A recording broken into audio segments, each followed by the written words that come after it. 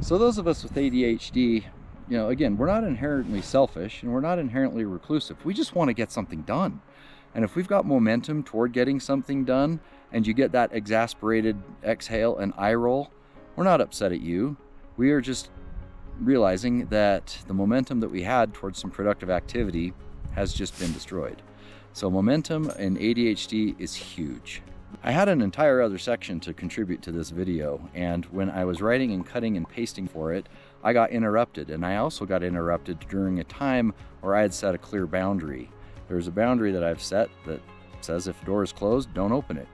And well, it got opened, and in the process of cutting and pasting, I accidentally lost about an hour's worth of writing. And so at the end of the day, what we can learn from this is boundaries matter. Please respect your ADHD person's boundary. And if you've got ADHD, respect it. Respect your own boundary. So those of us with ADHD aren't inherently selfish or reclusive. We just know what we need to do in order to get things done. So please respect this about your ADHD person if you have one that's in your life. And if you have ADHD yourself, respect your own boundary. These have got to be maintained. And that's the only way that you can have your creativity flourish without the anxiety associated with losing inspiration when it comes. And this is a pretty good lesson. I'm still kind of sad at what I lost. I actually had written an entire hour's worth of information that I was trying to cut and paste in the notes section on my phone. A hard boundary that I have set at my office was broken. When that hard boundary was broken, it caused such a violation type algorithm to occur inside my mind that I completely lost my train of thought, and as I was cutting and pasting what I had written, I accidentally hit delete, and I'll never get that back. It seemed pretty important at the time, but I think the lesson that we learned from that is just as important as whatever that information was. Guys, please do not include your ADHD friends on group texts. There is no lower circle of hell for a person with ADHD than being on a group text, especially when most of the notifications are everyone just liking it. If you have ADHD and you cannot stand being in a group text, but you by necessity have to be on one, just disable the alerts. You'll get to it when you get to it. But make sure that the people that are in the group understand your unique needs in this situation. That way, if expectations are set, maintained, well, they can be met. So to summarize, how do we take care of ourselves in a field of ADHD when people are trying to offer us the opportunity to perform an unscheduled task? Well, one, recognize that yes, it is an unscheduled task, and have a boundary set up in place so that when the situation arises, you already know what you're going to do. Once that boundary is set, well, then you can set aside time to take care of things not only for yourself, but take care of the tasks that other people are asking you to do.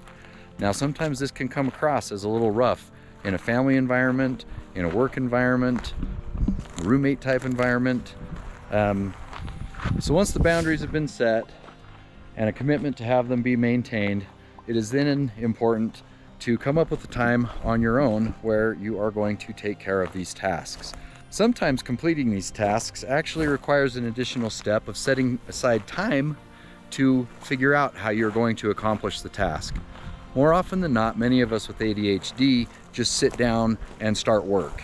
Like, we just start working on a task, whether we have all of the information, all of the variables or not.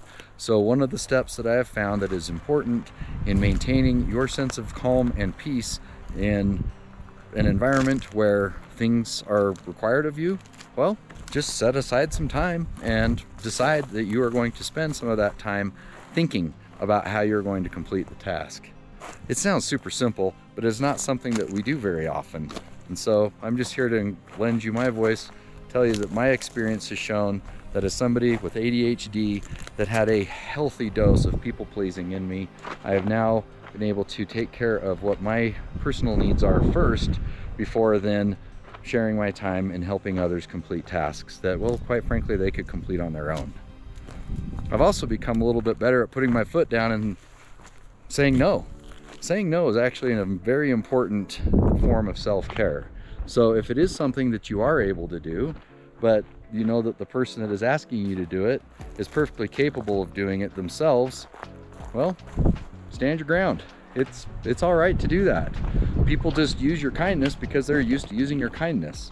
And if you find that that is coming at the expense of your own personal peace, well, it is time for a change. All right, wow, that was kind of ADHD. I think I've said everything I need to say. It definitely was not in order, but I gather that your 3D brain is going to be able to wrap around this as well. Pretty stoked. That's 4 episodes today. That gets us up to 7 that have at least been recorded. I'm stoked. I'm gonna get at least 3 more done this week because I've already got the writing done for them. I'm running out of stamina for this today. I've been having a blast, but I don't know. Awkward sign off. Christ.